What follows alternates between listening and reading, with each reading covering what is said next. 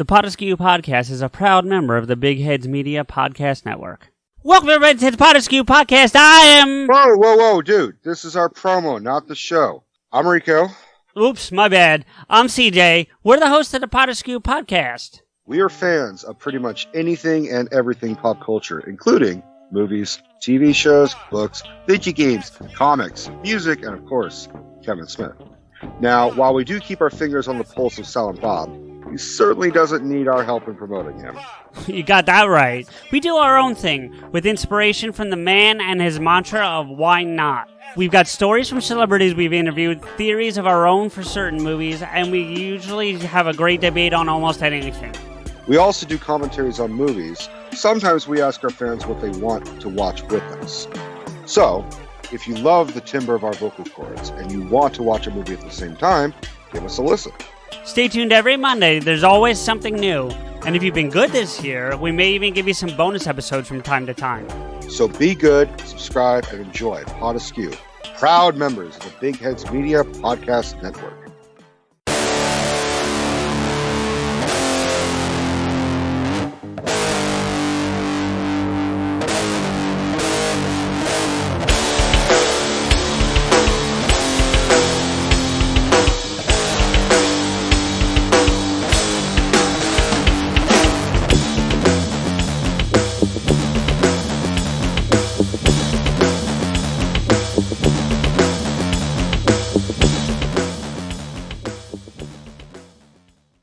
Happy PodAversary and welcome to the PodAskew Podcast. I am CJ and with me as always is my hetero mate Rico. What's up, man?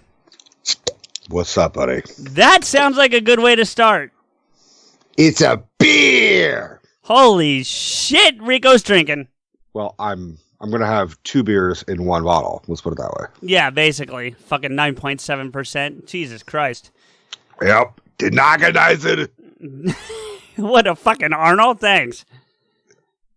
Yeah, it's a denogonizer. You drink it, you get denogonized. Happy anniversary, buddy. We've done this for 2 years. I know, and boy, are my ears tired. Yeah, mine too. So's my lips. But yeah, man. Jesus Christ, did you think we'd ever hit 2 years? I'm surprised we hit 1, personally. Yeah. I'm surprised after the 1 year celebration, people are still listening. Because, god damn it, we kind of overdid that one. People, no. Person. Person is listening. No, I venture 3 people listen besides us. So. Well, it's good to know that we are that popular? Yeah. We know we have 1 fan, that's for damn sure. God damn it, we are grateful. Yes, we are. So today, because it's number 2 in our anniversary, just like, it's sort of the sequel to PodAskew without, being a ripoff. Sure. So today, we each have compiled lists of, how did you phrase it? Our favorite sequels. Our favorite sequels. Right. So how many do you have on your I came up with 14, but I had a very specific criteria for how to come up with my 14, which may be different than yours, and I purposely didn't share my criteria with you to see if we picked not necessarily different flicks, but if we picked for different reasons, So I wanted because I think that would be fun. You know what I mean? So I just literally picked every sequel that I liked, or at least ones that I like.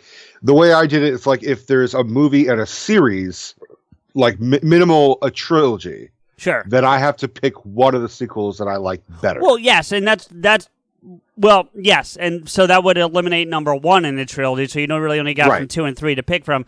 Right. I do want to preference before we get much deeper in this. So you and I both agreed that since we talk about Star Wars and Marvel ad nauseum on this show, that all movies from both those series are being excluded for this, just so we could do something different, So it's not before we start getting, tweets and stuff about like where's, I don't know.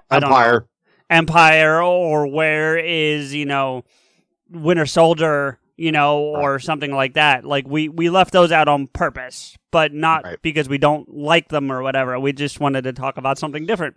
Yeah, we would just be talking about those fucking movies for the entire duration of this episode. Right, and since we already do that, I figure why continue to do that? Right. So you say you have 14? I do. I might actually have like 36. Maybe why not 37? I don't know. You're number 37. You're my favorite sequel. Aw, thanks, buddy. But anyway, do you want to start with yours, or it's fine by me? Okay. Well, no. Okay, I'll start with mine. So how are we doing this? Am I going to say a title and then you're going to bounce off of it? Well, I think right now we'll just go through it, and if one of us has something we want to say or you want to explain, that's fine. I mean, since and if it's on your list, we can have a debate. Well, we don't have to have a debate. We could just because I had you seem to have a less stringent criteria for picking yours. So should I? You can start. How's that? Yeah. All right.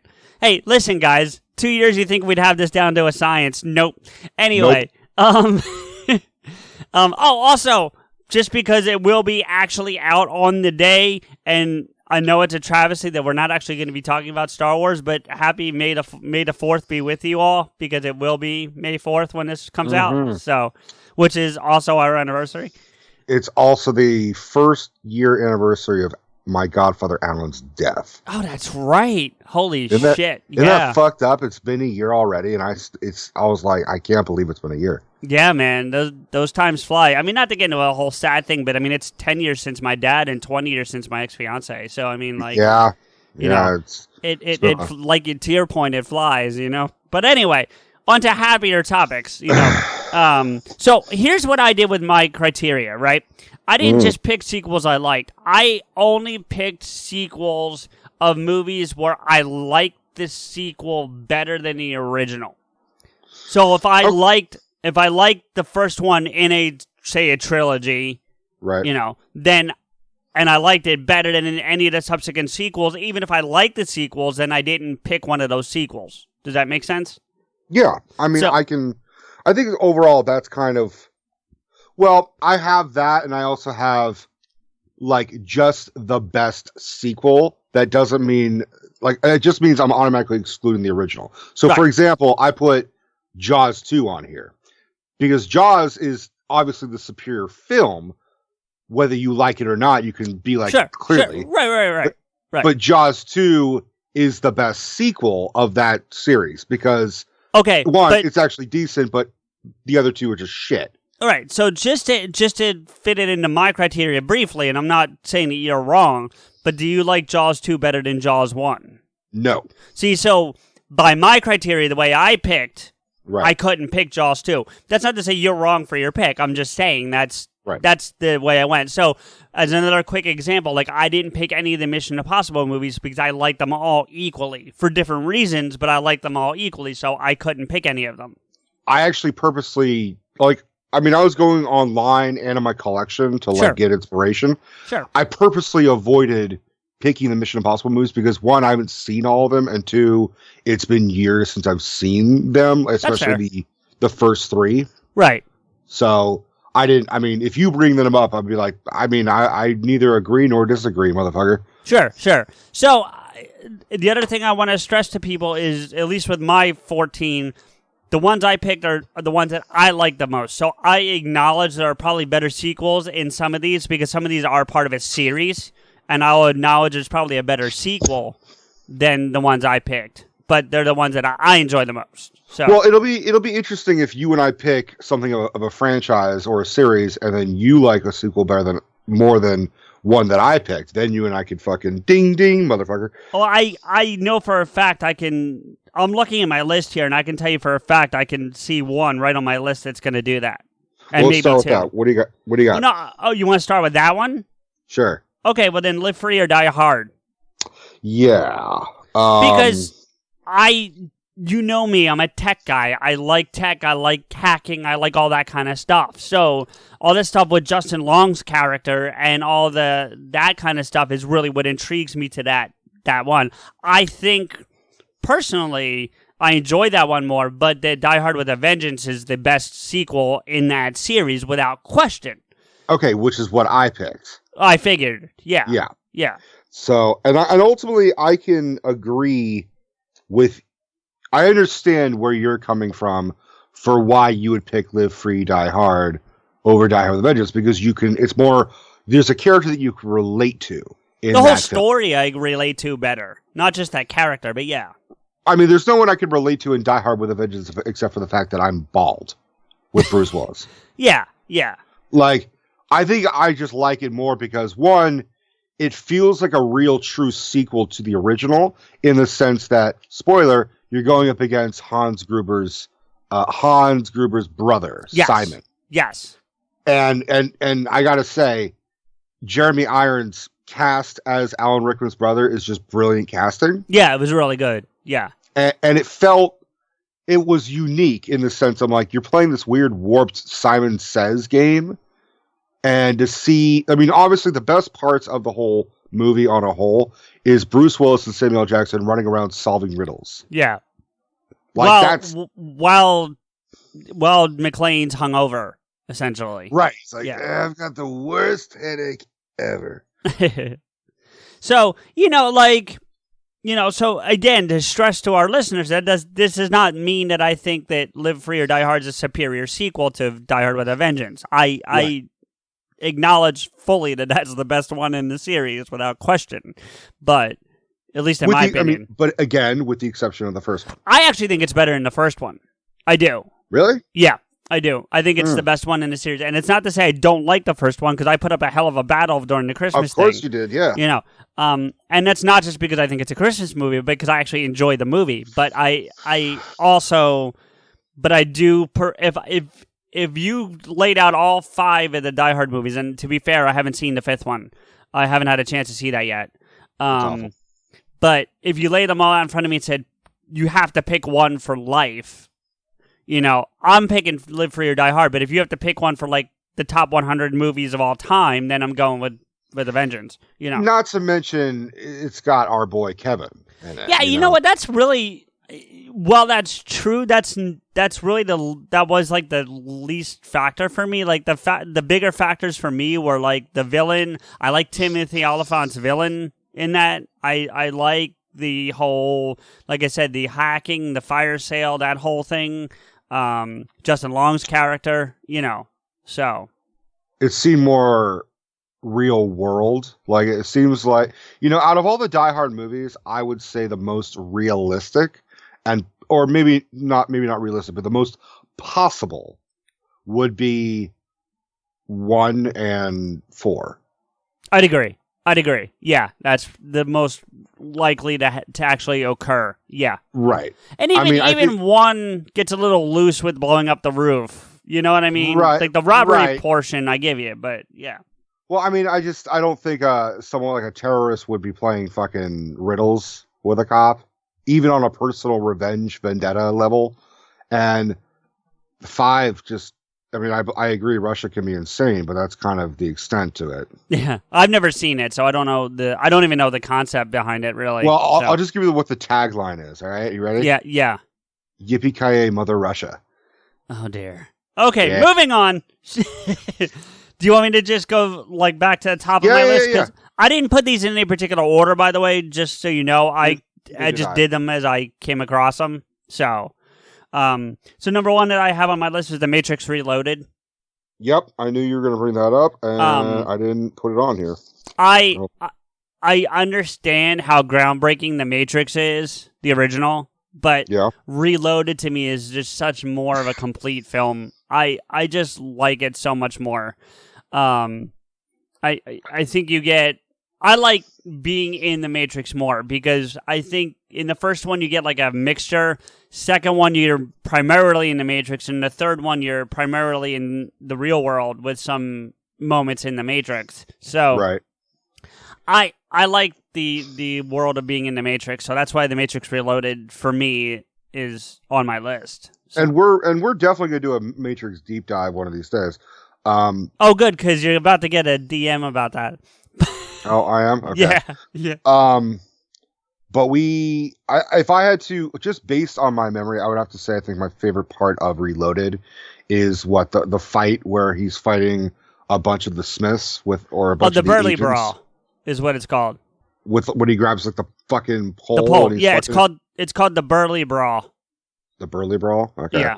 I don't know why that name is given to it, but that's what that whole fight sequence is called. Yeah. All right. What else you got? Clerks 2. I think I picked that too, actually. I actually prefer Clerks 2. Where the fuck is it? I actually prefer Clerks 2 over 1. I mean, I get it. Without 1, we don't get any of these other movies. But right. And to those Kevin Smith fans out there, I don't consider, while it's all tied together, I don't consider things like Mallrats and Chasing Amy and Dogma or anything like, or Strike Back even, to be sequels. Like, they're part of the tied universe, but they're certainly not sequels to each other. Right. If that's the case, then like Captain America is a sequel to the Incredible Hulk. Exactly. Really right. So so for that reason alone, that's why you go right to Clerks 2. But again, and there's a reason why it's called Clerks 2. I mean, it's the true sequel. Correct. Right. And obviously we haven't seen Clerks 3, which I believe is written but not shot yet. Well, now he's talking about how he just finished the script for Twilight of the Mallrats. Yeah, which is the Mallrats sequel. Yeah. Right. So, we'll see. Next. Ocean's 13. I don't think I put it on here, but if I did, I would have to agree for the most part. I loved 11, but 13 was so good. So good. I mean, it's not my favorite of the Ocean's movies, but it's definitely, I mean, if you took Pacino out of that movie, it would be unnaturally not as good. I don't know if I agree with that, but okay. But you're that, I know you're that big of a Pacino guy, so I can't. Which it was his fucking birthday yesterday. Yes, it was. I saw that. Which, by the way, I'm getting to a point with Twitter now where people are trending with this whole pandemic going on that I'm like, so when I see people's names trending, I'm like, oh shit, thinking, Right. It's now getting really scary. Because I clicked on it waiting to see Pacino dies of coronavirus, and I'm like, fuck, and it's happy birthday, Pacino. Great, rock on. It was also the Joker's birthday. Oh, there you go. Both Joker and Al Pacino are 80 years old. I wonder if there's something to that. Like, Well, actually, I posted, I said, it's weird that they're from the same day, from the same year. If the movie The Joker with Joaquin Phoenix was made like the 1970s, it would have been Al Pacino. Probably. Yeah, probably. I wouldn't mind seeing Pacino play him now. I'm not even joking. Like an old Joker, like mob boss level. Oh, yeah, little Batman. What are you going to do? You come here to fuck with my shit? So next on my list is Fast 5 from the Fast and the Furious series. Steph asked me if I want to include those, and I just said no. See, I'm a huge fan of the series, though, and that's what I said. I was like, I'll let CJ talk about the fucking fantastic cars and where to drive them. Fuck you. What I love about Fast 5 though is it's like if you took the first Fast and Furious and blended it with an Ocean's movie, because that's really what Fast 5 is. I would have to kind of agree and disagree at the same time. I mean, I understand why you say that, but for me personally, the Fast movies lack something that the Ocean's movies just have and ooze. What's that? It's charm. Watch 5. Have you seen the one? I've seen, I think, up to 5. I was like, because 5 is the one where they bring all the cast from the previous ones together and do an Ocean's style like robbery. Which is the one where Gal Gadot got like a handprint on her ass. Same one. Okay, Yeah. So I saw that one, then I was like, I'm done. Okay. I mean, and the charm does come because much like Ocean's 11, when they're still kind of getting to know each other, Mm-hmm. Whereas in 13, you have that charm you're talking about, So, Right. I don't know. Just, if you get the chance, give it a try. But anyway, next for me, I think we're going to have the same one here. This one's pretty hands down. Indiana Jones and the Last Crusade. Yep. And if you'd like to hear our thoughts about that, you can listen to our 2-part episode of where we discuss Indiana Jones. Bro, that's true. Yeah. So go check that episode. What? I'll have to get the title before. What did we call that? It's some crazy long one, like Indiana Jones, or I don't know. It's some long-ass title. We wrote this shit. We just don't remember this shit, okay? Well, not the long ones. Next on my list is Bad Boys 2. I think I would agree. One, because it was the first one that I saw, and because I never saw the first one, because when it came out, I was like 5. I think I saw it in reverse order, too, to be fair. I think I saw it in the same order you're talking about. Well, I saw 2 and then 1, and I haven't seen 3, so... Yeah, I haven't seen 3 either. I heard it's not very good. Yeah, I've heard mixed reviews, so we'll see, but... My favorite thing of it is that it's because it's called Bad Boys for Life. Yeah. And they're like, why the fuck did you guys make the pun for life for the third one? And that should have been for the 4th film. Are they making a 4th one? No. Oh, okay. That's my point. It's yeah, I hear you. All right. Next for me, and again, this goes back to the same thing with Live Free or Die Hard in terms of it's probably not the best one in the series, and I get that, but I just enjoy it better than the original or any of the other ones, and that's Blade Trinity. You and I agree again. Yeah. Blade 1 is far superior film. I get that, but I enjoy Blade Trinity more, and I'm willing to bet that's strictly because of Ryan Reynolds. When I saw it, yeah, I mean Ryan Reynolds definitely made, and this was like before I was kind of even aware to a certain extent of who Ryan Reynolds was. He was 2005 era Ryan Reynolds is very different than the Ryan Reynolds we have now. Is he though? Yeah, I mean he's not different. But I'm saying the public appreciation of him. Oh, sure. Yeah. Okay. I thought you meant him. I was like, because no. No. He's exactly the fucking same. In a good way. In the best way possible. Right. But I'm saying his popularity, he was just like, oh, is that the dude from Van Wilder? That was kind of it. Right. And I love Van Wilder. So I think that's why and then you get Blade Trinity, and then ultimately you get Deadpool, which is basically the same character. Yeah, Vampool, what do we call him? Yeah, Bladepool. Bladepool. That's what we called him. Yeah. So. All right. I'm gonna skip this next one for right now and go into another one. I'll come back to this one. I feel like I should be checking these on the ones that you and I agree on. Okay. Well, do you need a minute to go back? Do you need me to go back? No, we've only done a couple. What's your next one? I'm skipping one for right now, but I'll come back to it. So the next one I'm going to mention is Lord of the Rings: The Two Towers. I purposely, I don't remember if I put. I'm going to double check my list. I don't think I added it because for me, like I'm sure you would say for Matrix, Lord of the Rings feels like one long movie to me. Yes. No, I can see that. Yeah. It's not, and because they're all shot by the same guy, and it's the same actors, and they were all, filmed back to back to back. Right. They feel like a real fucking long ass movie, especially with the extended edition. So I don't really have an opinion over whether I like Two Towers or Return of the King more.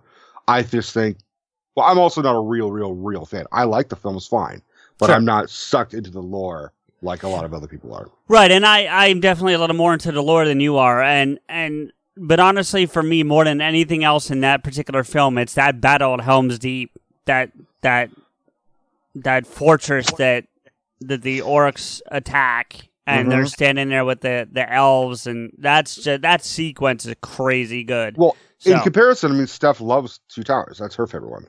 Right, that's the one I picked. Right, so yeah. You and she can agree with that. Yeah, and to your point of agreeing with me about The Matrix, yeah, but I mean, if I pick Reloaded then I can also pick Two Towers. But I mean, Okay. I get your point. I don't disagree. So next is Tron Legacy. Yeah, I'm gonna have to skip this debate. I mean, obviously, there's in this one, a lot of these other ones are part of bigger series, but Tron Legacy is only Tron and Tron Legacy. And as good as the first one is, I just enjoy the second one better. And I think it's because of the updated technology to do just the CGI and the stuff like that. I almost feel like that should be disqualified, though, because then there's nothing else to compare it to, apart from the first one. But we're not including the first one, so if there's one movie that has one sequel, then you really can't. He's like, the best sequel to Tron is the only one there is. You know okay, but by that logic, I have to disqualify Clerks 2. I think Clerks 2 gets a pass because there's other films with other characters. No, I disagree. So, I'm gonna skip one more. I'm actually gonna skip two and come back because the next two I feel like we're gonna fight over both of them. Okay. So I'm going to skip to one that we're not going to fight on, and then we'll come back. And then the last one I have is like a bit of a history lesson that you probably know, but the audience may not know. How do you know we will fight or won't fight? You don't know. We've been doing this for 2 years. I got a pretty good barometer if we're going to fight over stuff. Okay, what do you got? All right, so the one we're not going to fight over is Star Trek First Contact, which is the second one with the Next Generation crew. See, I would have picked Wrath of Khan. But that's, okay, so I'm glad you brought that up, because to me, that's one whole series, and then you have the series with the Next Generation crew. So, fair enough. I can see where you go Wrath of Khan. I don't have a preference in that original series, so I didn't pick any from that one. But of the Next Generation series, I do have a preference, and First Contact would be it. So. Well, I haven't seen any of, like, the fucking Patrick Stewart movies, because I don't really give a fuck. So okay, well, fuck you then. The most I saw was Tom Hardy in Green. Like, that's all I saw. That's the Nemesis. That's Star Trek Nemesis, which is okay, but I like First Contact better. First Contact is the one where they go back in time and they end up interacting with James Cromwell as the guy who invented warp drive. So I like the one. I bet you if you mentioned this stuff, she would like it because I know she's a Trek person too. But that'll do, Picard. That'll do. Yeah, fuck you. One more before we get into the two we're gonna argue at. X-Men: Days of Future Past.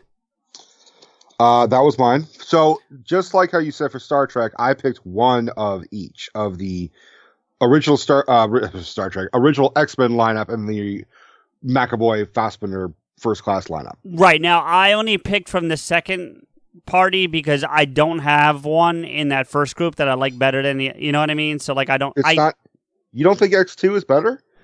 No, I think they're on equal footing in my opinion. You don't think X2 is better than X-Men: The Last Stand?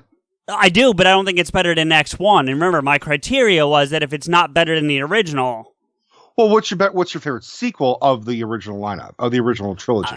Not on my list, but if I picked from them, then it would be X2. Yeah. Okay, all right. But I'm not picking because by my criteria. Do you know what I'm saying? Your criteria is fucked. No, my criteria makes sense. You're fucked. Well, let me ask you this, because it's next on my list. Sure. What's your favorite Wolverine trilogy? Because even though they're very separate, it's still considered more or less a trilogy. It's got to be Logan. The Wolverine and Logan. Yeah, it's got to be Logan. I liked the Wolverine quite a bit, but I like them all, but a very different film. But Logan is definitely the superior film. Yeah. So, all right. So, getting to the two we're going to fight about. Number one, Spectre. Yeah. But wait, are you doing just a Bond movie, or are you doing the Daniel Craig Bond movies? Yeah, so, right. So, much like we just talked about with X-Men and with, what was the other one? Star Trek. Star Trek, yeah. Yeah. I feel like you have to break the Bonds up by, Connery, Brosnan, what? Break the bonds? Oh, there you go. I didn't even do that on purpose, but yeah. That's good. Thank you. Thank you.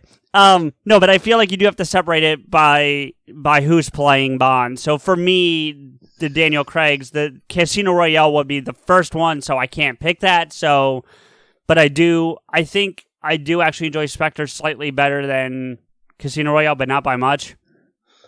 Yeah, I gotta disagree. I mean, as much as I love Christoph Waltz and the idea of Christoph Waltz being a Blofeld, I just thought he wasn't as used as much as he should have been. Right. Well, we've talked about some of that before. We've talked about that, but I mean, to go against what you're saying, I would pick Skyfall because I thought it was a nice.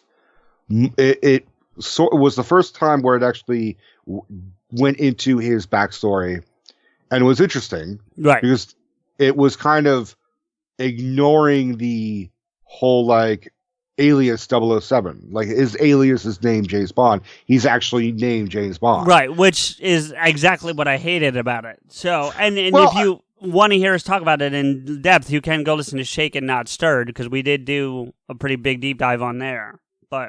But in comparison, if I was going to pick, for me, like one of the best Bond sequels, there's From Russia with Love with Sean Connery. Okay. Which is easily just one of the best Bond films, period. It's better than Dr. No, so it's actually better than the original. Sure. But for me, my personal favorite Bond sequel is GoldenEye with Pierce Brosnan. I thought GoldenEye was the first one with Pierce Brosnan. It is. So then it wouldn't qualify as a sequel because Pierce is different than... It's a sequel. I said it's the overall best sequel if you're starting with Dr. No. Oh, if you're doing one long 25 movie thing or 24 movies until November. That's what I mean. Yeah. Yes, it's the original with Pierce Brosnan, but it's the best. It's my favorite sequel of the Bond films, period. Oh, okay. I mean, I get it. I think you need to separate it by who plays Bond, but that's my opinion. Well, if we're going to do that, we're going to fucking be like debating about every goddamn thing. Yeah. What else is new? Well, I mean, if we got to like Terminator and you picked like Terminator Genesis, I'd be like, well, fucking Linda Hamilton's not Sarah Connor, so fuck you. Which, by the way, T2 is on my list too. I forgot to mention that. Yeah. T2 is on my list too, so let's just check that because we can both agree that T2 is on here. Although I do really enjoy Genesis, I had to think about that. I really did have to think about it because I just say you pick T2 and don't fucking ruin it for us, buddy. No, I can listen. We have to fill time, motherfucker. Come on. I have 36 fucking things. We have plenty of time. All right, so Judgment Day, bitch. The next fight one that we could potentially have and is Superman Returns. Oh Jesus. Because that is supposed to be a pure sequel to number 2. I mean, I understand that logic. I would pick Superman 2. Yeah, no. I'll take Returns. I mean, you have a fair like advantage with Kevin Spacey as a better Luthor. I'll give you that without question. But I don't. Superman Returns was just a boring ass movie. See, not to me. I liked it. I enjoyed it. I own it, but it's a boring ass. Oh, movie. I know you own it. I've seen all 700 titles. You're welcome. Yeah. Okay, and then I'm surprised you didn't put up as much of a fight on that. Anyway, well, I'm not a real big Superman fan. Like, sure. I respect Christopher Reeve. You know, if I was going to be honest, I think my favorite quote unquote Superman movie would be Hollywoodland. See, that's how little I give a fuck. Mine is Man of Steel, but Man of Steel isn't a sequel. As far as I'm concerned, it's an original. So no, what I said was I said Superman film. I didn't say. I know. I'm telling you mine. I'm not arguing against yours. I'm telling you mine. What would be your favorite sequel of the DCEU? Now, sequel in the sense that, like, the only real sequel would be, like, Batman v Superman. No, Justice League is a sequel.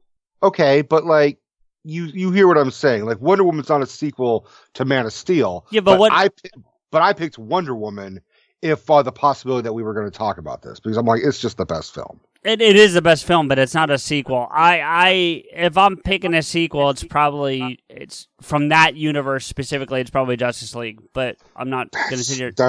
Yeah, that's hard to like admit out loud. Well, I actually enjoy that movie. I do. I know there's some flaws with it, but I enjoy it. There is nothing but flaws with that fucking movie, dude. Anyway, moving on. You wanted to fight. No, I didn't want to fight. I just anticipated it. So this one, I think a lot of people don't realize is an actual sequel, but it is. You probably know it, but a lot of people don't. The Color of Money. I did bring it up. I brought it up with me and Steph, and I was like, I mean, it's a great film and it's a great sequel, and Paul Newman earned his Oscar, but it's a different film. That's the thing. It's a very different style than The Hustler. For sure, but it's still a sequel to The Hustler. It's still a sequel, but I think I prefer The Hustler. See, I don't. I've seen enough of it to. I'm not saying I don't like it, but if I have to pick one, I'm gonna pick The Color of Money. I think I like The Hustler more because Jackie Gleason is just fantastic in it. Well, see, you like those. You enjoy those older films more than I do, and that's not meant in any negative ways, except that that's just the way it is. I know, it's weird. I'm not picking the Scorsese film. You are. Right. That's my list. That's it. Okay. Well, this one you're not going to have an opinion on. Toy Story 2. Just the best of the sequel. Yeah, no. All right. Let me cross that off. Aliens. Yeah, I've never seen any of them, so I can't, yeah. Well, the way I would describe it is Alien is Jaws in space. It's very like I've seen part of Alien. Subtle. I've seen part of Alien. Yeah, but you could say you saw the same basic, more or less, scene from Spaceballs. No. I saw all the way. Well, I mean, I saw that too, but I saw from the beginning up into that part, and then that's where it turned off. Oh, really? You were just like, I can't do this anymore? No, I was at a buddy's house, and we put it on at like 11 o'clock at night, and we were drinking, and we both passed out on his couch, so I just fell asleep. Like fair enough. Yeah. Whereas Aliens is more action, if I recall. It's more action. It's more Cameron. It's more James Cameron, and it's more action, sci-fi adventure as opposed to sci-fi horror. Okay. Yeah. They still both have horror elements to them, but I mean, and also Bill Paxton has one of the best lines in the movies, like "Game over, man, game over." I've seen that. I saw that scene ad nauseum when he passed away. Like that was one of the go-to scenes for that. Yeah. Well, I'm watching for the first time, sort of binging Big Love. Okay. I've never watched it, but it's fucking weird. Yeah. These fucking Mormons are crazy. But he acts the shit out of it. Yeah, I've heard he was really good in it. Now, in comparison, just like with Aliens, I've got Predators. So the Predator lineup was hard because you got Predator, Predator 2 with Danny Glover. Then you have Alien vs. Predator, which, no one's really going to include. Then you have the sequel to Alien vs. Predator, Requiem. And then you got Predators. Wasn't that one that just came out recently that Maddie worked on? Nope, that's The Predator. Okay. Which, love you, Maddie, but no. Predators, I thought was really, really interesting take on the Predator mythology, where a bunch of like the most dangerous people on Earth, like Yakuza, Special Ops, fucking Mexican Mafia, and all these fucking, soldiers and of whatnot are abducted from Earth and put on this alien planet so the predators can track and kill them. It's and what's his face? Adrian Brody is in it, and Danny Trejo, because it's like produced by Robert Rodriguez, so it's got a Rodriguez feel to it. Right. But it also gives like this whole new expansion of the Predator mythology, where it's not just the Predator, there's also like a different type of Predator. Okay. So like you have dogs and coyotes, or dogs and wolves. Didn't one of the movies introduce like a super predator that was like hunting predators? That was still in Predators, but they sort of like retconned it and then stole that idea for The Predator. Okay. I think I heard about it in The Predator, but I'm not saying that didn't happen in the first in that one either. All right, well, I've got one that I'm pretty sure I know that you will agree with me, but you'll say I still like the original more. Sure. The Dark Knight. Yes, and that's the only reason why that didn't make my list. But right. I get it. Yeah. And as much as I love the Batman Begins because it's more of a origin story. It's more of an origin story, but it's also more of a comic book movie. Yes. And whereas The Dark Knight is fucking Heat with makeup. Right. And what I liked about Batman Begins very briefly over The Dark Knight is because I just said origin story, and I feel like I'm contradicting myself in that we always talk about we don't need another origin story. And you're right. We don't need the Martha and Thomas, shot in the alley part. But watching him get his gear and figure out how he's going to use the gear, that was the part that I enjoyed the most about Batman Begins. But we're saying we don't need another origin story now. At the time, we were like, give us a fucking origin story because Batman and Robin sucked. True, but I mean, we did also get it a bit with 89 Batman with Keaton, so. Yeah, but that was 30 fucking years ago. Well, now, at the time, it was 20 years ago, but sure. Yeah. Even still, 20 years ago is like, I think we could reboot the franchise. Yeah, no, for sure. Anyway. Fuck. I don't know if you've seen any of these. I'm just going to assume you haven't because I think we've talked about it. Okay. The Apes movies. Yeah, I've seen one. I saw the one.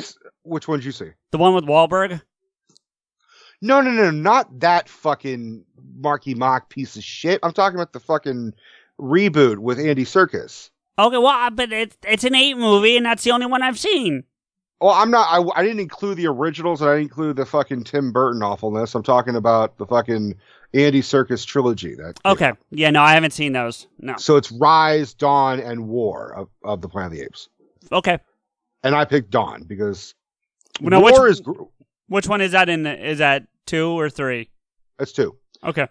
War is a great film, and, Andy Serkis' performance in all of them is astounding.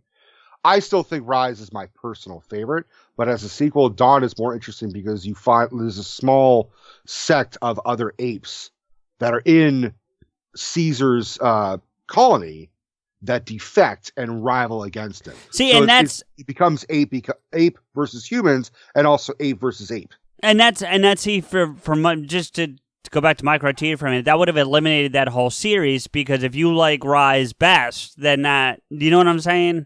Like, that would eliminate that. Well, I acknowledge that Rise is my favorite, but I still say the best sequel is Dawn. Right. I'm just saying, for my criteria was if I like the original better than any of the sequels, then I couldn't pick any of the sequels for this list. That's all. Fair enough. Anyway, go ahead. Underworld Evolution. I was looking at the Underworlds because I do enjoy the Underworld movies. I have all but 1 or 2 of them. I know I'm missing Blood Wars, the most recent one. I think I'm missing another one too. But I have Blood Wars. I just ordered 4. Awakening or then that's 4. That's the one I have. So the only one that's the most recent one that I have. But for me, and this kind of goes back to what we were just talking about, I don't like one of them better than any of the other ones, so I just eliminated the series altogether.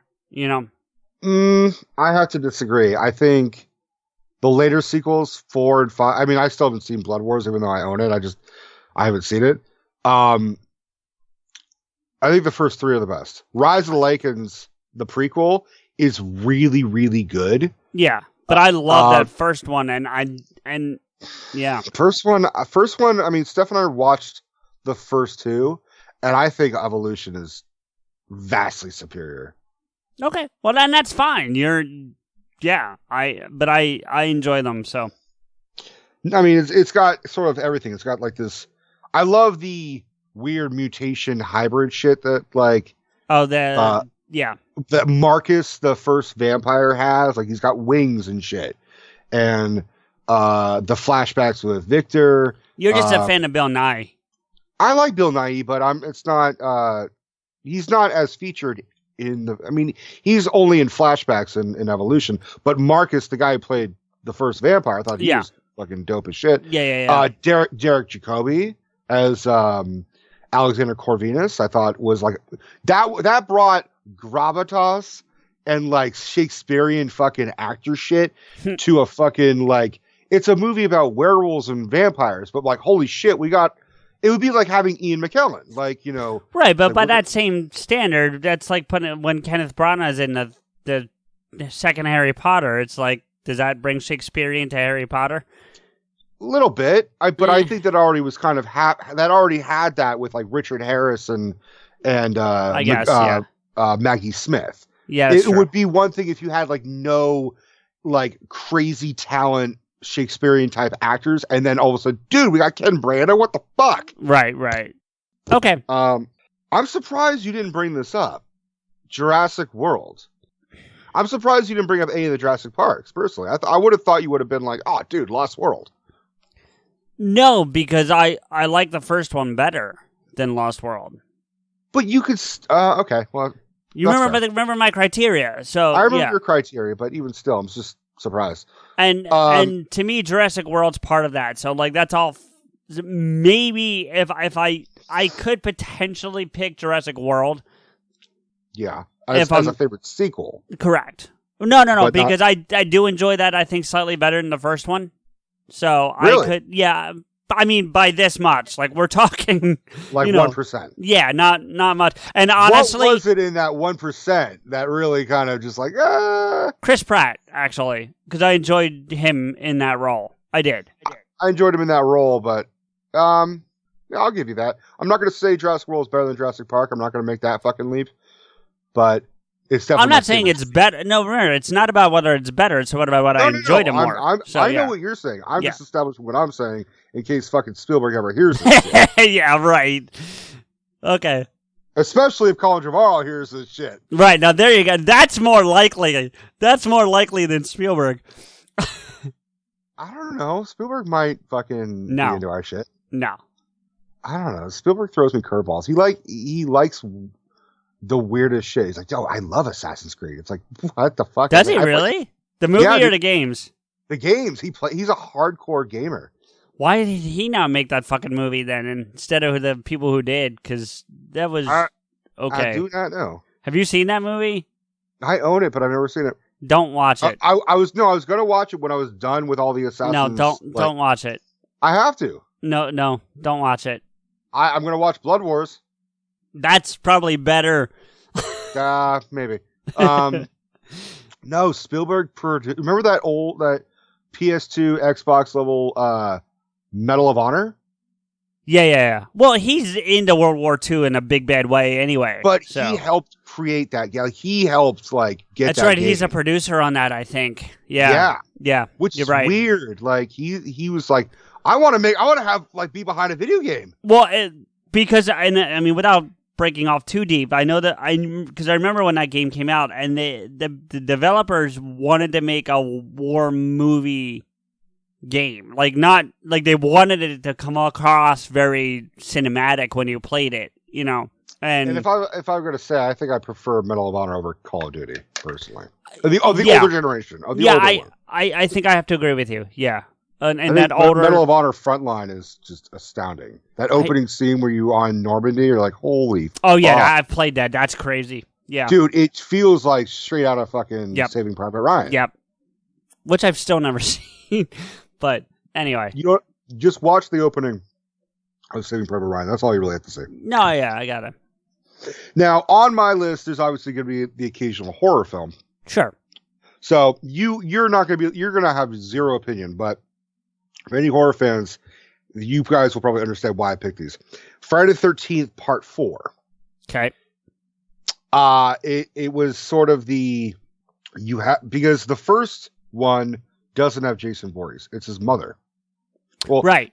Not to say it doesn't have Jason Voorhees. It's just he's not the killer. That's what. Right. He doesn't make his first appearance in that capacity until the second one. Am I correct? Right. Yeah. And in the second one, he doesn't have his iconic outfit. He doesn't have the hockey mask. He doesn't even really walk around the machete. He's like running around with a pickaxe and a burlap sack over his head with like one eye hole. It's creepy as fuck, but it looks weird. I know. I've seen it. Now, here's the funny thing. I've seen that, but I haven't seen the movie. I've seen Fumes playing Friday the 13th with that mod for Freddy.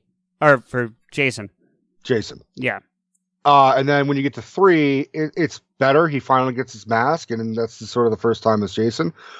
But 4 really embraces this Jason character on a whole, and then the gore factor is up, and Tom Savini who is not only an actor but also a makeup artist, came back because he was the one who did all the makeup for the first Friday the 13th movie, and then he came back. He's like, if we're ending this franchise, which was the intent way back when they made the fourth one, yeah, he's like, I want to be the one to kill Jason. I want to make sure I get all this Jason makeup. Right. So, but that's it on that one. I can do a horror one real quick now that I think about it. What? Halloween H2O, because anything's got to be better than that first fucking movie. You know, ironically enough, I put Halloween H2O on here as well. I just picked that because it's the only one I've seen. But also, no, we established this. You said you saw Halloween Resurrection. Oh, okay, well, either way. With Busta Rhymes. Was LL Cool J in one of them? Yeah, he was in H2O. That's the one I saw. Okay, you kept getting them confused, and you're like, no, yeah, I saw that with Busta Rhymes. When you got, I think I've seen parts of the one with Busta Rhymes, but I don't think I've seen the whole thing. Okay, out of those two, H2O is the superior fucking sequel. Sure. But they're still both better than that fucking original piece of shit from 1978. Fuck you and your fucking bullshit, CJ. Look, we've never really gotten any fucking fan responses when we've asked for it. I need a fucking fan response. Tell me CJ is fucking wrong about the original Halloween. We haven't gotten it online, but we've certainly gotten it on the show, because I know Cat Ears came to your defense. I think Henry came to your defense. No, Henry actually kind of agreed with you on one of my birthday episodes that you... Oh, that's right. That's right. Where you were like, is there any films that you don't agree with? And he's like, well, if I have to say anything, it'd probably be Halloween, but only for the fact it's a bit dated. That's it. Right. It's still a great film. It's just dated. It's like, well, he's not saying it's as awful as you are. You're dated, bitch. Yes, I am. Anyway. All right. Moving on. Pirates of the Caribbean, Dead Man's Chest. Now, obviously, the first one's the best. I'm not going with your criteria. I'm going with my own fucking... No, I'm just talking. No, so these aren't on my list, but you said Dead Man's Chest. That's the third one, right? No, nope. It's the sequel. It's the true sequel. I think I have to go third if I'm forced to pick a Pirates one. Like, not that you're saying I have to, but if I was the one with because I love that. Fat? What's that? With Chow Yun-Fat? Well, yes, but I was thinking like the court, when you get the brother in court. The brother in court. I love that sequence. That's maybe my favorite sequence in any of the Pirates movies. I think I just liked the second one because, At World's End is a great sequel to Dead Man's Chest, as far as I'm concerned. Sure. But they really didn't expand too much apart from being like, hey, here's some pirates from China, and here's a whole brother in court thing. But I think Dead Man's Chest completely took the same concept of the first film, which was skeleton pirates. Yep. And a captivating villain, and then reintroducing who would scare Barbossa? Davy Jones. Yeah. And then you have this whole literal sea of monsters that are pirates, and they all have squid faces and shark dicks and all this other shit. I get the argument you're making. I just enjoy the first one so much that I couldn't, based on my criteria, I couldn't pick one of the other ones. Yeah. But I agree with that, but if I had to choose one, I would choose Dead Man's Chest. This is why I mean this in a positive way, Rico, because it's going to sound bad. But this is why I didn't tell you my criteria, because I wanted to have my criteria and then still have these conversations. Do you know what I'm saying? Sure. So, I know I sound pissed. You're going to ask me at the end of this if I'm pissed at you, but I'm No. not. I don't think you sound pissed, but I do. I wanted you to understand why I didn't tell you my criteria up front. That's all. Go ahead. No, I'm just if I seem aggressive, it's just because you're naturally aggressive. Well, I'm also halfway through a beer, so a 9.7% beer. Right. And we already know based on the fifth element you're an angry drunk. So. Not as angry as stuff. I actually don't even have a real fucking answer for this next one. Mm-hmm. But I chose sort of Rocky Balboa / Creed. Like, Creed is its own thing, but it's still a sequel. I would consider part of the Rocky series personally. I get the argument that it's, but it's its own it's its own trilogy at the same time. Yeah, I mean, yeah, I mean it's kind of like separating the bonds by actor. So I get, yeah. I couldn't pick a Rocky that I liked better than one of the other ones. Do you know what I'm saying? Like you would have picked Rocky 4?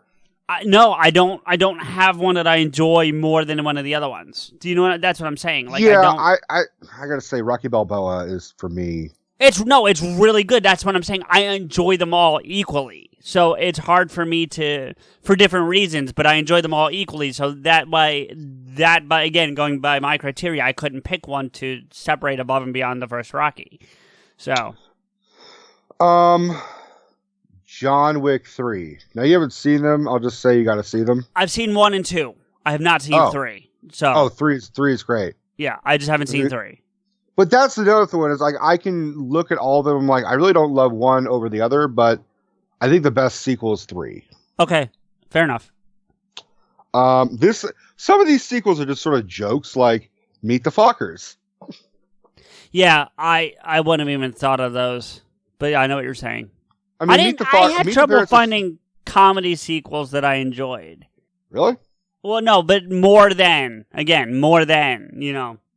that criterion. Well, Meet the Fockers, I thought was the best thing about Meet the Fockers is it's not little Fockers. Yeah. Same with that, American Pie 2, because I saw American Pie 2 way more than I saw American Pie. You know what? I can agree with you on that. Like if I was gonna pick, I could go 2 over 1. Yeah. I also think it's got funnier bits and jokes. The whole thing's better. Yeah, I agree. 100%. The fucking Stifler getting pissed on, I still laugh out loud where they're doing like the lesbian thing and like they're on the walkies. Yep. Yeah. And there's a dad who's listening in through the frequency. With his kid, yeah. And it's just like, he's listening and the mom is like, honey, dinner's ready. He's like, I'm not hungry. Right. Yeah. It's a good movie. I forgot about that one. Good pull. We have to acknowledge the ultimate sequel. That's not Empire Strikes Back. The Godfather Part 2. See, and all right. Now, so I know where you're going to go with. I'm like you. I think the first one's best. Right. And no, we're in agreement. I'm only hesitating here because I wanted to tell you a quick story. So last night, Fumes went live playing Super Mario Maker. And as he does. Well, no, he's been playing a lot of different stuff lately. But he was playing a specific level that's been a series of levels that he's been playing called R&B. And while he was playing the level, when he plays that level specifically or that series, I jump on audibly with him so he can his fans can hear me talk as well. And there's 2 or 3 other people that what? And then therefore we lose whatever fans we could potentially get. Yeah, of course. But a couple of his other followers jump on too. So it was like 4 or 5 of us talking last night while he was playing it, and I mentioned that we were doing this today, and The Godfather came up. And then I explained my criteria, and it was actually a really interesting conversation. They disagreed with me, but they understood where I was coming from. And I even said to them, like, I acknowledge that 2 is probably the superior film, but I enjoy 1 better. Right. So, and that's sort of how I go, but it's like, it would be the OG sequel that you would have to respect above all. Of course. Yeah. Did you ever see Scream 2? I've never seen any of the Screams. Okay. You know the basic premise, yeah? Yeah. The basic premise is killer kills high school students, but he does it with the backdrop of horror movies as like the reason why he's doing it. Okay. So it's very tongue-in-cheek and self-referential. He calls them and says, what's your favorite scary movie? And they talk about, it's like they're poking fun at themselves, like we're making fun of scary movies while in a scary movie without being the parody movie scary movie. Which is what I was going to say, that's what Scary Movie becomes. No, the only Scream I've come close to seeing is the spoof parody in Jay and Silent Bob Strikes Back, where it turns out to be the orangutan in the mask. Well, the funny thing is they actually have a cameo in Scream 3. I've heard that. Yeah. It's really brief. It's them on a set of a Hollywood film, and Gail Weathers, played by Courtney Cox, who's a reporter, walks past them, and Jay and Bob are there in like a tour guide line, and Jay's like, "Look who it is, Silent Bob! It's that reporter, Connie fucking Chung!" And Gail flips them off, and he's like, "See that shit, man? Lunchbox, she fucking loves me." Yeah, and that sounds like... and that's it. It's one of the most random ass, like, what the fuck kind of cameos ever. Right. It would be like I don't know how to explain it. It's like seeing like a well-established horror film, and then all of a sudden be like, is that Vince McMahon? Why the fuck is he in this movie? Right. Or like, why is Tom Cruise hanging out with Freddy Krueger? What the fuck? Yeah, now, speaking of Tom Cruise real quick, now obviously the movie's not out yet, and I haven't seen it, but there's a good chance that Top Gun Maverick may make this list if we were to do it again. I'm not a fan of the first one, so... I very much enjoyed the first one, but the second one from the trailers looks really good to me, so I'm really interested to see it. Now, the whole point of why I brought Scream up is because in Scream 2, not only are they talking about horror films, but they're talking about sequels to horror films. Because there's a character named Randy who says, what if we're in a sequel? Like, what if we are actually in a sequel to a horror film, and or just a sequel in general? Sequels have to up the ante, which means more gore, more carnage, yada yada yada, right. And the killer is going to be someone that you least suspect. Now, there's a part that's really, like, you don't have to be a Scream fan or a horror fan, but it's just a really kind of interesting scene where Randy, the film geek, is in his film class, and they're debating about sequels. And Timothy Olyphant's in it, so you can be happy about that. Yeah, I mean, I'm not I'm not like, my favorite actor, but I liked the way he played that villain in No, I'm just saying, you got Timothy Olyphant, you got Sarah Michelle Gellar, you got Jamie Kennedy plays Randy, you get what's his face? Oh fuck, I'm blanking on his name. The guy from Joshua Jackson, that guy. Oh, the guy okay. from Dawson's. Yeah, Joshua. Well, so is Vanderbeek. Is it Jackson or Vanderbeek? It's Jackson. I'm not talking about Vanderbeek. I'm talking about Jackson. Okay, no, well, they're both from Dawson. That's why I asked. The guy from Fringe. Yeah, no, Joshua Jackson. Yeah. You're right. I got you. And they're all debating about sequels, and they're literally arguing about like which like one character says sequels suck, and then everyone's like, "What are you talking about? Sequels? There have been superior sequels to original films," and they're debating. They say T2, and then Aliens, and then they say, "Dude, I got the best fucking." Timothy Olyphant was the one who says, "I've got it." Godfather Part 2, and then the entire class, including the professor, just kind of goes, "Yeah, you're right. Fuck." Yeah, I don't know. I don't know why it's that doesn't superior sequel, but it's not better than the original. Yeah. Okay, fair enough. Okay. Spider-Man 2. Sam Raimi's Spider-Man 2. Like, I love me some Willem Dafoe as Green Goblin, but first Spider-Man definitely has some flaws, but not as much as Spider-Man 3. Oh, sure. But like Spider-Man 3, for like the first half or like chunks of it are really enjoyable, but it's clearly the weaker of the trilogy. But Spider-Man 2 is just probably it probably is, excluding the MCU, it is probably the best Marvel sequel. You know what I'm saying? Yeah, no, I do. I'm just trying to think if I agree. To be fair, that's not a giant fucking list. That includes Blade, X-Men, Elektra. Yeah. There's one I could argue against that, I think. Or at least I think there's a good discussion, whether or not I'm right or not, but Days of Future Past. If you're excluding MCU and you're talking Marvel sequels, that counts. Okay, then you're right. That would be the closest thing that would rival that. Yeah. But Spider-Man 2 for me, I think is...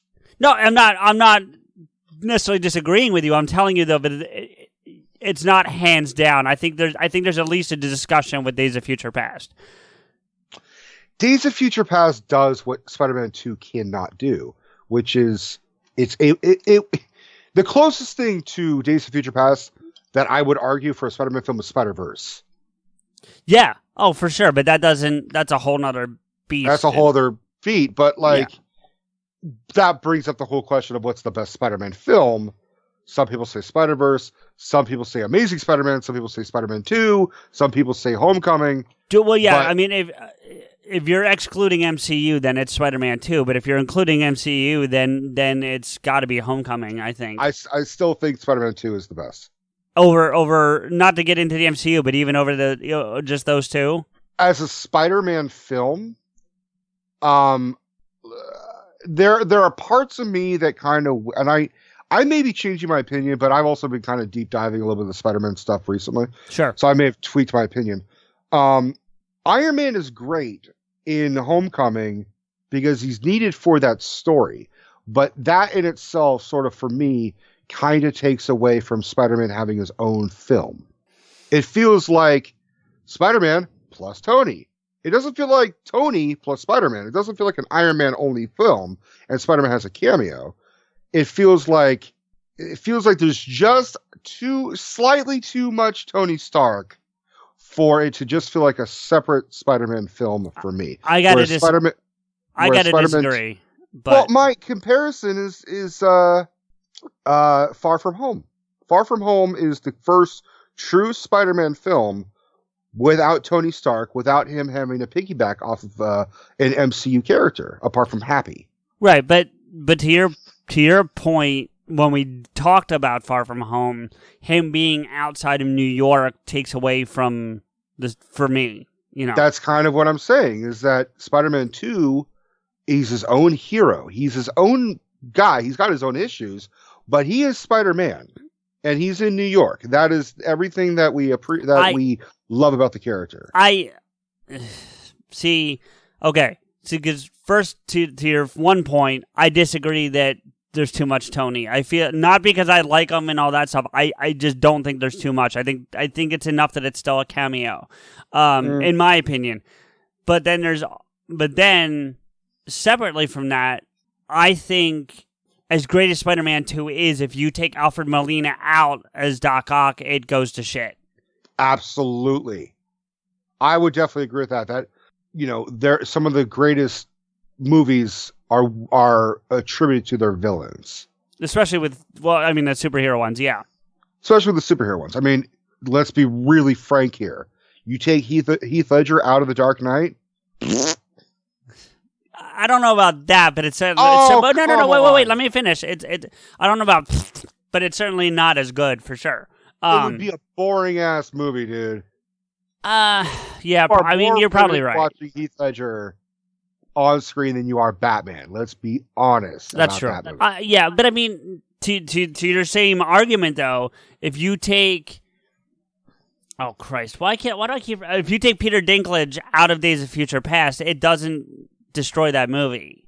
True, I'll give you that. Peter Dinklage does not really affect the gravitas of the film on a whole. It's Fassbender that if you take Fassbender out of that movie, then it goes to shit. You need Magneto in that movie for it to be right. Agreed. Or I'll do you one. I mean, they could have done another time traveler instead of Wolverine. If you took Hugh Jackman out of Days of Future Past, then it wouldn't have been as good of a film. I gotta agree. Yeah, but you were talking villains. That's why I went the way I did. I think Wolverine is his own true villain. Let's put it that way. Well, that's a whole nother debate. But yes, right. Fair enough. You're not gonna have an opinion on this one. Child's Play 2 better than the first one. Yeah, fair enough. Better than all of them. Back to the Future Part 2. You and I have debated about this. I know you prefer the third one over the second one. It's not even that though. Again, using my criteria, not saying anything about yours, I don't like either more than the first one. So I don't like either more of the first or second one, but I like them both way more than the third one. Let's put it that way. Well, that's fair and that's fine, but my point is that's why 3 didn't make my list, because I don't enjoy it more than 1. Fair enough. Yeah. Austin Powers, and you can hear our debate about Back to the Future in, whoa, this is heavy. Yep. Austin Powers, The Spy Who Shagged Me. Better than Goldmember, not as good as International Man of Mystery, but still the best sequel. I actually think it's better than International Man of Mystery. You know what? I agree. I take that back. I agree. Yeah. Now, we've debated about this as well, Angels and Demons. I think The Da Vinci Code is more of an interesting film, but I think Angels and Demons is a better sequel, especially compared to Inferno. Oh, well, I mean, yes, if you're just doing it between that and Inferno, for sure. But right. I think the Da Vinci Code's a better film than both of them, so I couldn't pick Angels and Demons. See, look, you've already done your criteria. I'm doing my fucking criteria because it's my goddamn list. I'm not finding fault with your criteria. I'm just speaking mine, that's all. So that's another reason why I didn't bring any of that movie up, because, yeah. Let me burn through. I'm almost done. I'm finally on my last page. That's fine, dude. We're good. Nightmare on Elm Street 3. Okay. I don't have an argument, but people who would watch the Nightmare on Elm Street movies will know that is definitely the best one. I mean, you could pick your personal favorites. Like, I have a soft spot for Freddy's Dead, The Final Nightmare, which is just wacky. It's more tongue-in-cheek comedy, and you get a lot of celebrity cameos. Okay. Like, Johnny Depp was in the first one, but he also comes back for a cameo in this one where he is in a dream sequence where he does a PSA, like, this is your brain. This is your brain on drugs. And he breaks a fucking egg in a pan and fries an egg. Well, that was a big PSA in the late 80s, early 90s. Right, but it's Johnny Depp. And then he's like, any questions? And then Freddy takes the frying pan and smacks it over the head. And says, yeah, what do you want? Looks like some frying pan, some eggs to me. Like real. And he's like on a TV, and a stoner played by Breckin Meyer is watching that. So he's so stoned, he's asleep. Sure. So he's watching that, and he's like, what the fuck? Sure. Alice Cooper is in it. Okay. You got Roseanne and Tom Arnold are in it. It's a fucking weird hodgepodge of cameos. So Nightmare 3 is just a better one, but going to the Star Trek reboot, I gotta say I like Beyond more than Into Darkness. Benedict Cumberbatch is amazing. But when he was revealed as Khan, there was no surprise. We all knew he was going to be fucking Khan. He's great in it, but I don't know. I think I had more of a fun time watching Beyond than I did Into Darkness. I still think the first one is best. Which is interesting. Oh, yeah, the first one is the best. But which is interesting to me, though, because the third one, Beyond, was most critically panned primarily because JJ gave up the reins to the guy who did Fast and the Furious. I actually heard that Beyond got great reviews. Like it was a little more lighthearted, but like it's kind of Star Trek fast. It's fast Star Trek. It's Fast Track. Yeah. Fast Track. I'm trying to think of Star Furious. No. What do they? They don't go to light speed. What do they call it? Oh, warp speed. Yeah. Warp so speed. Fast 5 warp speed. Yeah. Right. I mean, I don't know. I liked it. Don't get me wrong, but I mean, to your point, the first one's the best in that grouping. Period. If I had to pick, though, I would go Into Darkness, regardless of the surprise or not. His performance as Khan was just made the movie better. Agree to disagree. Isn't that what we do? Right. Another one you're not going to agree on. Saw 2. There's a whole plethora of sequels of the Saw franchise. I've never seen any of them, so I can't really speak to it. Saw 2 is just like Saw 2 sits well by itself. Saw 2 is just a good horror film that you don't have to see Saw 1 or any other ones. You just sit and be like, wow, it's sort of the Wrath of Khan of the Saw films, where you can just sit and watch Wrath of Khan and be like, wow, that was a great fucking movie. Yeah. I mean, yeah, no, and then, look, if I was, we'll go back because I have an idea how to keep going when you're done your list. So finish your list and then we'll talk. Jeepers Creepers 2. Again, you haven't seen any of them, nope. So it's just not the third one. Let's just say that one. Fair enough. Rush Hour 2. Oh, I did forget about that. And yes, I think I have to agree. Not for nothing. I know you're going to laugh at this. I saw Rush Hour 2 before I saw Rush Hour 1 or 3.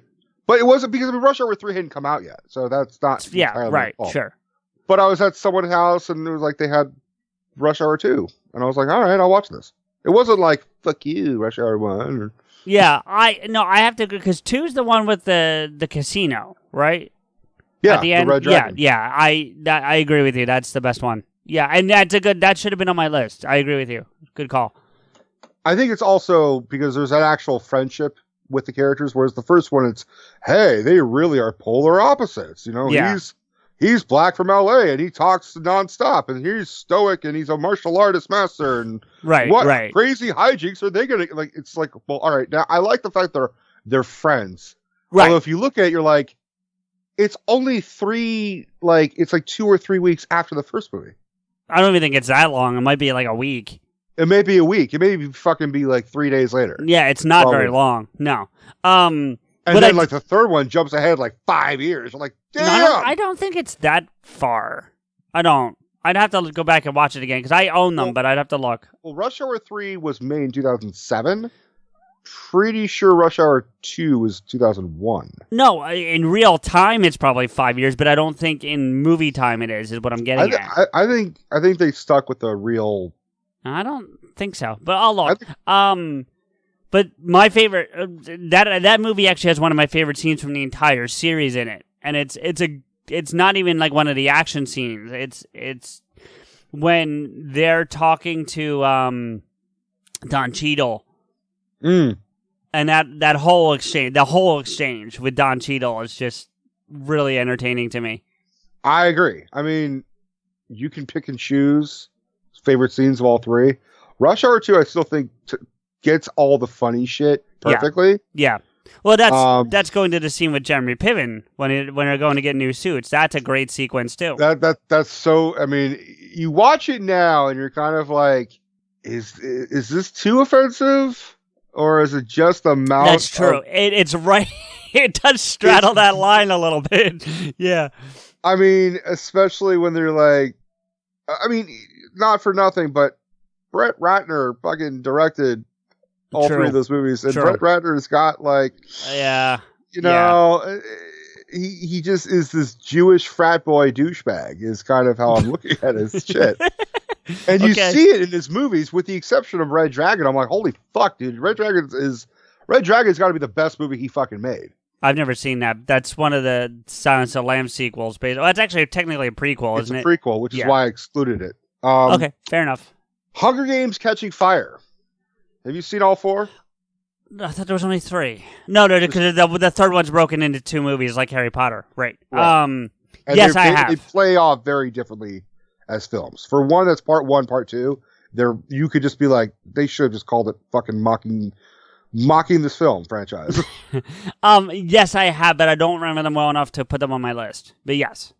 Catching Fire, I thought was the best. Okay, fair enough. I still think the first one is great, but Ralph Breaks the Internet, better than the first one. Not for me, but not because I think it's a bad film. I enjoy one better. But I enjoy both tremendously. I agree. Yeah. I think you're going into territory I was going to bring up when you were done, because like for me, Cars, I couldn't pick between 1 and 3. 2 is a piece of shit, but I can't pick between 1 and 3. You want to know what I would pick for Cars? Toy Story 2. What? That's how much I fucking don't give a fuck about Cars. See, I like both. I like both 1 and 3 very much. So I'd rather watch Monsters University. I don't mind that either, but yeah. But that's a prequel. Technically, yeah. Yeah. No, they went back to college. No, I get it. Come on. Jerk. This might throw you a curveball. I don't know how you feel about this, but The Great Muppet Caper? I guess that technically is a sequel, isn't it? But like, it's not even, I mean, yeah, but it's also like the third one. I always felt like they were yes, they're all Muppets movies, but I always felt like those were all independent films. They're not, you know what I mean? Like, yeah, but the only sequel in the Muppets franchise, in my opinion, is like the last two. The reboot. Well, I excluded those because I think that's a reboot. That's fair enough. Separate. But But you get what I'm saying, like yeah, Muppets Most Wanted is a true sequel to the Muppets. Right? So, whereas to me, like the Great Muppet Caper, Muppets Take Manhattan, the Muppets movie, like they're all separate. In my opinion, they're all separate films because they're not doing the Kermit and Fozzie or twins in the other ones. In the other you're ones, right. Okay, you know? you're absolutely right. But that's a great fucking movie. I'm with you. Right. It's a great movie, but yeah, you're right. They're all standalones because they're not. But wait, I thought. No, you're right. He does meet Fozzie. Fozzie's like a stand-up comic in the first Muppets movie. Right, and in the second one, they're supposed to be in the Muppets Caper. They're supposed to be like they're supposed to be like brothers and shit. So, you listen to me, Fozzie. I'm Fozzie. Oh right, yeah, the hat. Yeah. I love that was the gimmick. I know, you right? Didn't tell them apart because of a fucking hat. Oh, Fozzie, put your hat back on. Yeah, exactly. All right, I'll give you that. That one's not a proper sequel. It's a good pull for a great movie, though. I'll give you that. Yeah. Now I picked this one last so that you and I can actually debate. We may not debate on it as much as we think we are because I think we've kind of done this debate before. Sure. And I think I know what your argument is going to be. Kill Bill Volume 2 is better than Kill Bill Volume 1. Okay. First off, I don't agree at all. I knew it. Yeah. No. And that's why I didn't pick any of them because I love the first one way better. But to the same argument you made about the Matrix and Lord of the Rings, it's really one fucking movie. But they're just different enough where you could say that they're separate films. Right, but by your same logic about Lord of the Rings, it's the same actors and they shot it all at one shot. Tarantino shot that as one movie all at one time. But stylistically, they're very different films. I would argue that that's almost by accident, not on purpose. Shit, that's not true. I think because he didn't intend to make that two movies. He intended to release that as one movie.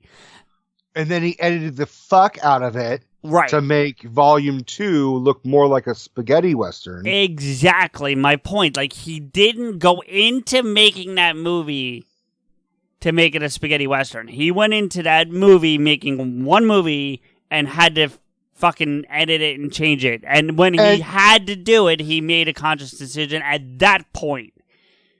But that's what makes it a separate film, and that's what makes it a superior film, because he had to pay more attention to how to differentiate from a Hong Kong fucking samurai bloodbath, there's nothing bad about Volume 1. Don't roll your fucking eyes, bitch. You wanted this. No, I didn't. Because yes, I know you were going to give me a terrible fucking argument about this. No. You thought I was going to give you a bad argument? No, you have given me a bad argument about this. The fuck I have? No, dude, that's no. Oh, God, no. You're not even giving me an argument. It's like, dude, no. It's a better look. Kind of fucking argument is, bruh, nah, dude. Shit, I'm just so disgusted by your choice here. That may be the case, but you're not giving me a fucking argument. I think I gave you an argument that you're not listening. You're not stammering taking. More than Hugh Grant. Well, I'm a fan. So Steph over you there lost like, Steph on that one. No, Steph's like, shit, that was a bird. Fuck. Thanks, Steph. Yeah. I don't know how to argue it. But it's not because I think you're right. I just don't know. I don't. Obviously, don't think I'm right. When you can make a movie that is multiple stories in one, and I don't mean a la like Pulp Fiction. I mean like to your point about it being the second one being a spaghetti western. Like he made an anime and a kung fu movie in the same film. Yeah, and that's hard to do. It's harder than you would think. I think I just prefer the second one because as much as I can appreciate gratuitous violence, the second one it feels more like a Tarantino film to his roots. Well, because everything he's done since then has been more Kill Bill Volume 2 stylized. I mean, Django. What was the one that was very similar? Hateful Eight. Hateful Eight, thank you. That's the one I was thinking, which I enjoyed. I actually enjoyed the Hateful Eight. I didn't enjoy Django as much. I didn't dislike it necessarily, but I didn't enjoy it as much. I really enjoyed Hateful Eight. And even Once Upon a Time in Hollywood, to a degree, is a spaghetti western vibe to it. It's more modern, but it's got that vibe to it. Maybe. You know? I think it's still my least favorite of his films, but no, I'm not saying it's. I like it better than Django, and it probably edges out the Hateful Eight just barely for me. But you know, I mean, if I'm ranking Tarantino films, it's easily Pulp Fiction at top for me, and then probably Kill Bill 1, excuse me, and then.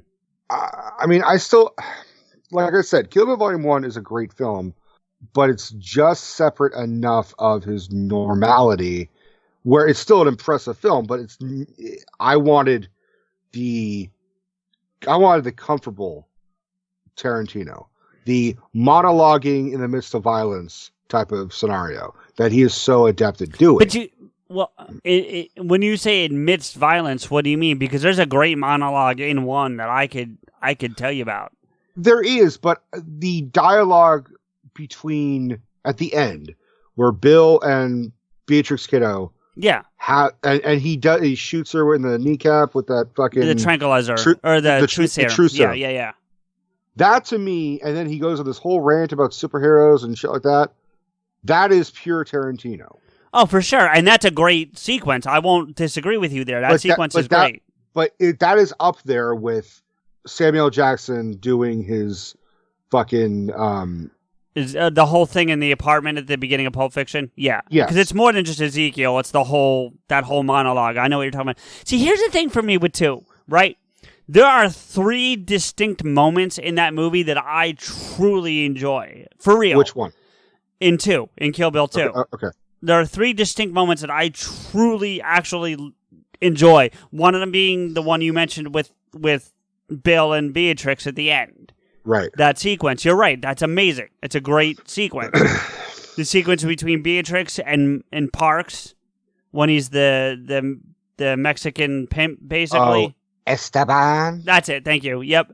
And then the flashback to her training with I'm pretty sure it's in 2 with Pai Mei. Yeah.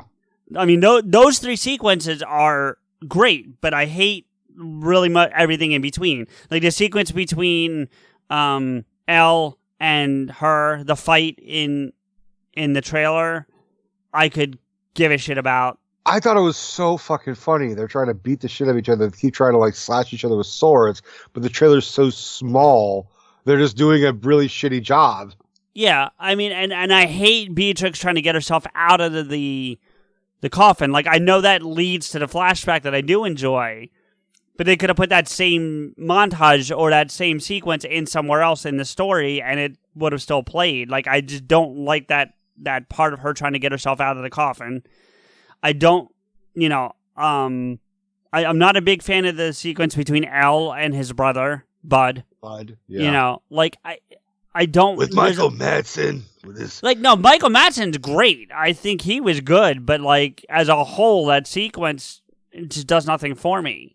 And then, I'll be honest with you, we've talked about whether or not we think Tarantino's bordering on racist a couple times,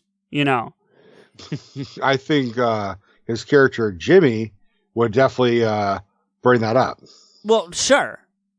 But I'm saying, he puts this little person in the burial sequence, and it just feels, completely unnecessary. Bud's partner that's helping him dig that grave for Beatrix is a little person. No, it's not. Yes, it is. No, it's not. Yeah, it is. Go back and watch. Put it on. I'm telling you. It's We'll be not. right back. It's not your usuals. It's not Vern Troyer. It's not what's his face. But what do you mean? He's just a short dude? CJ? No. He's got dwarfism because you can tell by his hands when he's holding the beer. He's got Vern Troyer hands. He's just a bigger person. I think you are remembering. You may be right. I think you're wrong. But we're gonna find out. I'll be right back.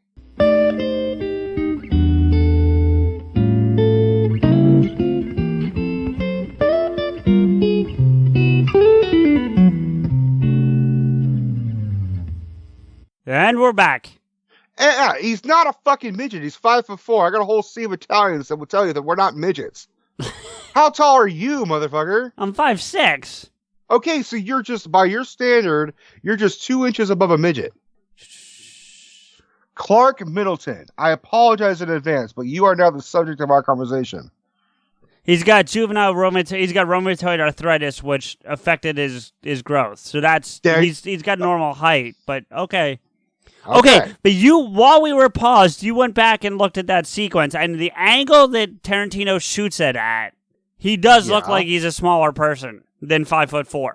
Yeah, but that wasn't your fucking logic. You were saying like he's got stubby little dwarf fingers. Well, that was part of it, and he does if you look at his hands. Because of rheumatoid arthritis. Well, I get that now, but I'm just saying. All right. Okay, look. Steph gave me the definition of what is dwarfism, and then she pulled out what is the definition of a midget. I know what I am not arguing either of those. I'm saying he's none of those. From the Little People, there's a Little People website? Yes. Okay. Michael Madsen, in comparison, is 6'2". So. Okay, so everyone is a dwarf compared to 6'2". You and I are fucking dwarves. You and I are fucking hobbits. Yes, we are. Okay. What is the definition of dwarfism? Little People of America, LPA, defines dwarfism as a medical or genetic condition that usually results in an adult height of 4'10" or shorter. Okay. 4'10". So my apologies to Clark Middleton, but Tarantino didn't do him any justice shooting him the way he did. That's all I'm saying. Middleton. He's average height. He's not Littleton. Okay, I apologized already, for fuck's sake. All right, now, this question, what is a midget? Well, I ask myself that every day. In some circles, a midget is the term used for a proportionate dwarf. However, the term has fallen into disfavor and is considered offensive by most people of short stature. Yes, I've heard that. You're right. I've had enough to hear with that shit. Yeah, that's all you. The term dates back to... Wow. The term midget went back to 1865. I believe that. The height of the freak show era, and was generally applied only to short-statured persons who displayed for public amusement, which is why it's considered so unacceptable today. Such terms as dwarf, little person, LP. Little person. I know, but like, okay. And person of short stature. The phrase person of short stature is acceptable for a person of short stature. There's worse things you could say, I guess. I don't know. You know what you call someone who's above that? You call him Mike or Dave. You call him Steve. You call him Steve. Yeah. All right. Well, CJ, it's been 2 fucking years. How do you feel? Well, good. I wasn't done, but if you're calling it there, I mean, shit. I think arguing about whether a guy is a dwarf or not is a good way to fucking end that debate. Well, okay, fair enough. Because I was looking over at other sequels that I enjoyed, taking my criteria out of the list, and I could rattle off a few more just looking over here. All right, what you got? I actually like the 4th Jason Bourne movie, the one with Jeremy Renner, quite a bit. I purposely didn't pick them because I hadn't seen them in a very long time, and I haven't seen the one that you're talking about, the Bourne continuation or something, whatever it's called. I have to look it up. But yeah, I mean, look, it's not the Bourne Legacy. It might be Legacy. Yeah, I think that's it. Yeah. But that's the Reborn franchise. There's that. Looking here. I loved Short Circuit 2. Is Short Circuit the fucking robot? Yeah, the talking robot. Yeah, and the second one's in New York City. Yeah. I don't know which one I saw. I know I saw one of them when I was a kid on like Did you see the one with Steve Guttenberg? Do you remember how Steve Guttenberg was in it? I remember him like freaking out, like going through the woods. That's the first one. Okay, so I saw the first one. Yeah. But I wouldn't be able to tell you anything apart from, he was screaming like through the woods. Yeah, that's the first one though. It looked like Wall-E and R2-D2 had a fucking baby. Again, going back to Jeremy Renner, I like the Mission Impossible with him and Simon Pegg, the first one that they're both in, which I believe is 4. So you like the 4th movie of any franchise with Jeremy Renner? Yeah, apparently. Except, well, yeah, no, that's true. That's true because I like Endgame, and that's the 4th Avengers movie. So there you go. Yeah, just yeah. Another one actually left off the list because we just talked about it so recently. Goblet of Fire. Yeah, and I'd be like, "Fuck you." Well, yes, you're right. It's another 4th one that you fucking love of a series, but no. No. No. No. No. See, like, and you know which one I'm surprised you didn't put? I'm surprised you didn't pick Game of Shadows. Game of Shadows has a great Moriarty and a very good story, but I think the first movie and Mark Strong made it infinitely better. Oh, for sure. The first one's way better. I mean, I agree, but I'm just surprised. Well, the argument is kind of like, well, what's the best sequel to Sherlock Holmes? The only one there is. Well, yeah, I mean, if we're going that way. So, I don't want to do a deep dive here, but since we did this on purpose, and I think we've done good, but I want you to tell me your favorite Star Wars sequel. And I'm going to try to make it a little bit easier for you. I appreciate that. In that, even though we discussed it differently off air, we're going to say New Hope is number 1, so episode 4, and anything after that qualifies. So even if it's the prequels, it qualifies. So you can pick whatever you want. So that's including the sequel trilogy and the prequel trilogy. Correct. So my favorite... Oh, scheisse. I thought you said you were going to make this fucking easier. Well, but I'm saying, so that way you don't have to give me the argument, well, Revenge of the Sith is a prequel, so I can't really think about that one, even if I want to. Okay. That's why I'm saying. Give me the question again. What's my favorite? Anything after New Hope. Favorite Star Wars. Favorite Star Wars. Not what I would consider the best. I mean, if you want to give me both, sure. And if they happen to be the same thing, then so be it. But that's your call. The best Star Wars movie, even including A New Hope, is Empire Strikes Back. Agreed. My favorite is Return of the Jedi, hands down. Okay, and I'm gonna be probably blasphemous a little bit, but absolutely. Force Awakens. If you didn't agree with what'd you just say? Force Awakens. As what? Your favorite or the best Star Wars movie? Favorite. Okay. Yeah. No, I agree with you about Empire being best, but favorite's Force. I'm not going to give you shit if you say Force Awakens is your... I mean, out of that trilogy, I would agree. Oh, out of that I really enjoyed Rise of Skywalker. I really did. I liked Rise of Skywalker. I thought Force Awakens exhibited a more amazed reaction out of me than Rise of Skywalker. Agreed. Rise of Skywalker was kind of like, yeah, that was really good. That was really good. But whereas Force Awakens was like, I haven't seen a Star Wars movie since 2005. I am into this shit. Like, give it to me. And I think I said this on Star Horror, so I don't want to deep dive it tonight, but I actually think I like Jedi slightly better than Empire. I'm not saying it's the better movie. I think I'd like Jedi better, though. You mean Return of the Jedi, not Last Jedi? Cool, yeah. No, if I say Jedi, I'm referring to the correct Jedi. Yeah. Okay. As the best Star Wars film? No, as I just enjoy it more than Empire. Well, that's yeah. I mean, I think I like Return of the Jedi infinitely more than Empire, but I think in terms of a great fucking sequel, Empire. Look. Let me be just fucking honest, and I've said this before. A New Hope is the OG, and you got to respect it. Sure. But in compared to all the other films, it's a kind of a boring ass movie. It's not the worst movie, No, but it's definitely one of the most boring. yeah. I mean, I've been watching How I Met Your Mother with Deb over the last couple of days. We've been deep diving it again on Hulu, which we tend to do every so often because we're both just huge fans of the show. Sure. And you've seen it enough to kind of get the concept of the characters, or no? Sort of. I mean, I know I wouldn't be able to tell you any of the names except for like, oh, there's fucking Barney. Right. Well, Barney's the guy I actually want to talk about briefly because, like, there's one part where he, like, Ted, one of the characters, is talking about going back to an old girlfriend, and Barney is arguing that new is always better. Like, that's just a phrase he's uttering, like, repeatedly. New is always better. And he's giving all these examples where new things are, in his opinion, trying to make his point, because he's just going to argue till the cows come home. Right. And they're all big Star Wars geeks, the guys on that show. They're all big fans. And this is obviously well before The Force Awakens, so there's only this 6 movies in this time frame. And Ted turns to Barney and goes, so you're going to say the prequels are better than the original trilogy?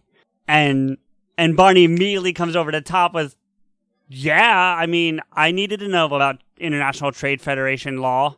You know, like, it's just funny, yeah. Why? Because new is always better. And this theory applies to everything? Everything. So those new Star Wars movies, those are better than the old ones? Yeah. The first 3 barely mention the intricacies of intergalactic trade law.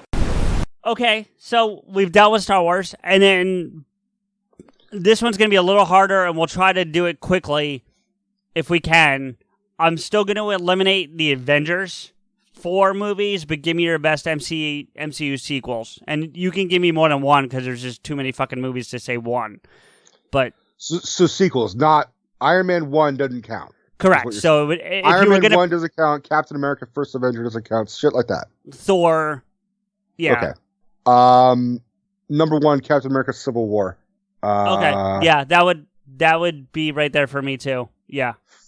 Which, by the way, just briefly, I was watching that last week just because I got on a Captain America kick, so I watched all 3. Yep. And I'm watching Civil War, and Deb came out. She had been sleeping or whatever, and she came out. She's like, so what are you doing, watching Avengers? I said, no, I'm watching Captain America. And she goes, no, you're watching Avengers. I'm like, no, this is a Captain America movie. And she had no idea. Like, she thought that Civil War was an Avengers movie. She was like, when the fuck did this one sneak by me? Is this Avengers 5? She thought it was just called Avengers Civil War. She didn't realize it was Cap. Oh. I'm not saying anything bad on Deb. I want to make that clear to our listeners. Like, she just didn't understand it. It was like, and I said to her, a lot of people don't realize that that's a Cat movie because there's so much. It's even been like dubbed like Avengers 2.5. Mm-hmm. I think we did that. We did that, but I think we sort of borrowed it from like. I'm sure we did. Yeah. I think Anthony Mackie called it that. That wouldn't stun me. Yeah. See, a lot of there's not too many of the sequels that are really great. Like, they're great, but they're not like. Well, there's not that many sequels if you think about it. I mean, agreed. The only characters that have sequels off the top of my head are Cap, Iron Man, and Thor. I think they're the only ones that have sequels. Guardians. Okay, you're right. Ant-Man. Okay, yeah, and Guardians 2 is by far not as good as Guardians 1. Agreed. Ant-Man and the Wasp, duh. I mean, that's just, yeah. It's just not as good. Period. Right. And then, Iron Man 3, I think I liked over Iron Man 2. I'll take 2 over 3 on that one. No, I think Iron Man 3 was a more interesting film. But I mean, yeah, so Thor the Dark World sucks as far as I'm concerned. I like Ragnarok. I know you don't, but I like Ragnarok. No, you keep misquoting me on that. I don't not like Ragnarok. I just have a problem with it being called the best of the fucking franchise. The Thor franchise. No, the MCU. Oh, I don't think it's the best in the MCU by a long shot. I think it's a fucking hysterical film, but my argument is that it's so devoid of the original Thor films that we got that it doesn't feel like a real Thor movie. It feels like Guardians of the Galaxy and Thor face fucked and made a movie. Yeah. Stop telling everybody I don't fucking like Thor Ragnarok. I don't like Thor the Dark World. Well, I know you don't like that. Thor Ragnarok is a fucking Ragnarok? masterpiece. Fuck you. Denagonize it. I got to be honest, and we brought this up earlier, but I really enjoy Far From Home. I don't know if it's better than Homecoming, but I really do enjoy Far From Home. It's not. It's not better than Homecoming. So, all right. Well, that's the sequel stuff. Before we get out of here for the night, though, now that we've had another year under our belts, Bud, any highlights over the last year for you? This has been a really hard year, if I'm going to be perfectly fucking honest. Well, I meant PodAskew specifically. I think the biggest highlight is that this has been a great form of therapy to get through the hardship of this year that I've had. Oh, there you go. What? I mean, Steph pointed out I've had less migraines, but I don't know. I mean, that's not really a PodAskew thing. If that was a secret that I had to get, I had to sign up and be a podcaster to get rid of my frequent fucking bouts of mental pain, then sure. But no, memories on a whole. Or just things that have accomplished, or that we've accomplished or whatever. It could be anything. Like, I'm thinking about some of the new friends we made over the last year. You know what I mean? Yeah, definitely. Like Rebecca, for example. She's been a great friend to us, Rebecca's been great. I mean, I know we technically knew Jay before the first anniversary, but we've gotten infinitely closer to her since. We become true friends, which is rare for fans and artists. Artists. I don't think artists, entertainers. And entertainers. I'll go with that. Yeah. Are you not entertained?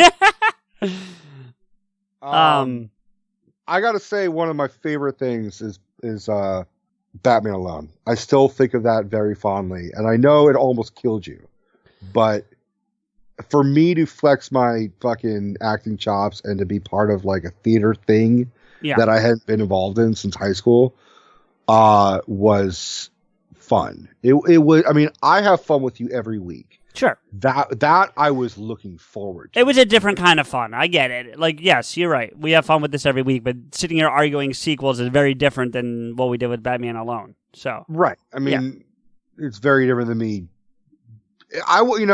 Whenever I do the impressions, I know you give me shit in a very tongue-in-cheek way. It's very tongue-in-cheek, yeah. Very tongue-in-cheek, but like, I got to be the Joker. Like, that was fun for me. Instead of just being like, I'm going to annoy CJ or someone with like my impression of fucking Al Pacino or something or whatever. I get to play a character. Yeah. And I got to flesh it out, and it was fun for me. There's only one impression you do that I actually really don't like, and I just don't think it's one of your your best ones. I know you seem to like it more than I do, but my John C. Reilly? Yeah. That's hard to do because I'm not saying it's easy. Yeah. But that and maybe your Rogan are probably the two I don't like. Everything else is fine, for real. You don't like my Rogan? It's okay. You do better ones. Like, if I'm ranking out them, it goes towards the bottom, but it's because you do better ones. That's why. You give me such conflicting things. Like, on my fucking, like, you did, like, the birthday thing. You were talking to Henry about my fucking Rogan. You're like, oh, it's really good. I saw John C. Reilly. I fucking hate. No, you hit parts of Rogan really well, but I prefer your Joker. I prefer your Pacino. I prefer your Schwarzenegger.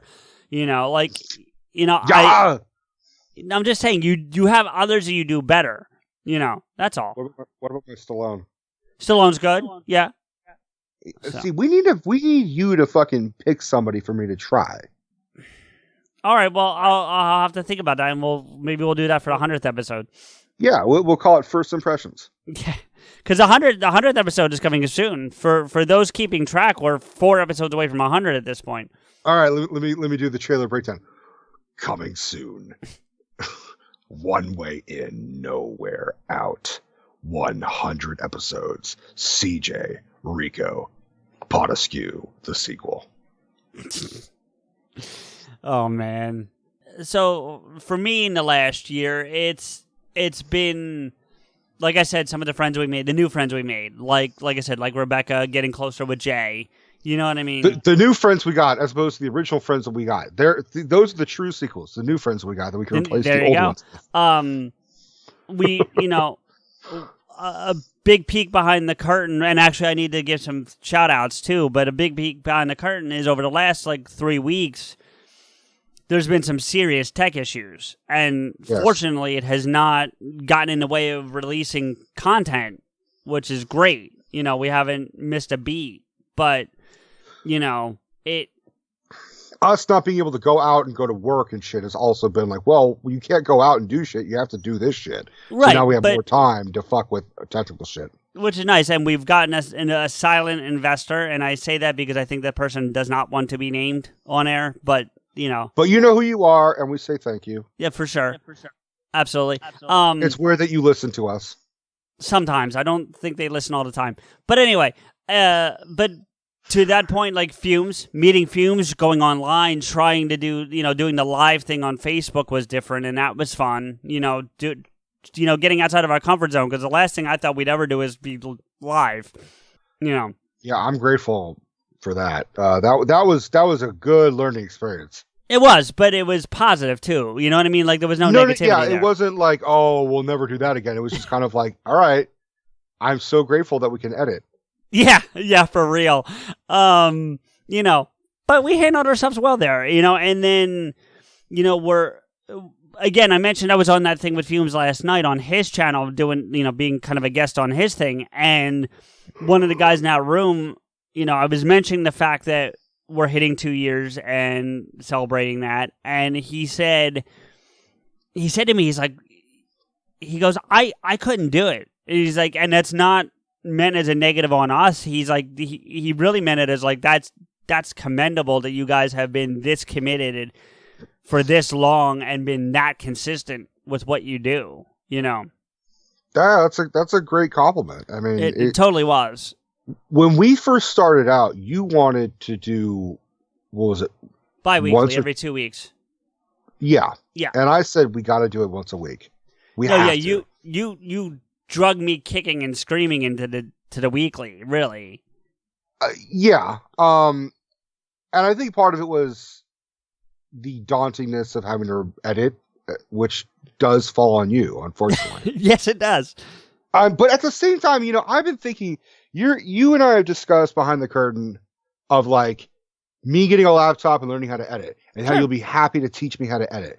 There is no fucking way you'll actually be okay with me editing. You will still be like, it's not as good as when I can do it. We've talked about I wouldn't want to let anyone else edit for our show, and that includes me, CJ. No, I don't think so. I think I could hand the reins to you. I don't think anyone else. I don't think so. You've helped build the sound of the show. You know what we sound like. You know the voice of the show. Yeah, but I know you're still going to it's one thing if you choose a title over what I suggested. That's fine, because you and I still, if I really have a problem, I'd be like, CJ, no, I'm putting my fucking foot down. And generally I'm like, okay, and I change it. I don't argue with you. That's fine. But if I were to say, CJ, I think we should edit it like this, you'd be like, Rico, just fucking listen to me. I am the motherfucking edit master, okay? No, I don't think so. How many episodes, even outside of this past year, have you heard where you're like, oh, I wouldn't have left that in? Really? None. That's my point. Well, no, because then you would make the same cuts that I would have. No, I wouldn't, because I don't know shit from Shinola about how to fucking edit it. The only thing I know how to edit is how not to occasionally swear. And even then, I'm awful at it. Yeah, you are. Fuck, shit, ass, damn it. See, I can't fucking cut that out. Which is why we're so excited for this collaboration that we're going to be doing with the 500 section, because you have to be clean for that one. Oh, fuck. Yeah, basically. That's going to be fun. We're actually looking forward to it. I know I'm looking forward to that. I feel like you are too, though. I'm looking forward to it, but there's always this Like, you're not allowed to do this. Ah, fuck, that makes me really want to do that. Well, that's why we're doing 2 recordings in the same day, so that when we get to the second recording, you can let your fuck flag fly. My fuck flag fly. So, Fair enough. but no, it's been a good year, and you know, in terms of PodAskew, yes, it's been a shit year in both our personal lives for various reasons, but Right. But in the world of PodAskew, I feel like, you know, like we did Batman Alone in the last year. You know, you're talking about how much you like Batman Alone. We did that in the last year. We've done that since the first PodAversary. You know what I mean? And it's just great to be able to do this. And yes, you've seen me in my frustrated moments, not just Batman Alone, but you know. At the end of the day, we still get together every Sunday and do this, you know, like every week and record this. So, and I wouldn't change it. Like Yeah, I neither look would forward to. I look forward to every Sunday. Sit Okay. down, record. yeah, it really. I agree with you, Rico. I mean, and the only thing I wish that we would do right now is because of this thing with Corona that we would do this more often. You know, let's just have a whole bank of stuff. But that's another debate for off air. I'm just saying, like, that's, you know, I don't even want to call it a complaint, but if I would do one thing differently right now, that would be it, you know.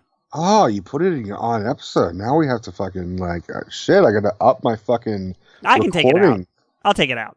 No, don't take it out. I need you to fucking have that be like, so whenever I listen to this 5 years from now, I'll be like, fuck, I should have listened to that motherfucker and actually every day for like a straight week, just record a bunch of shit.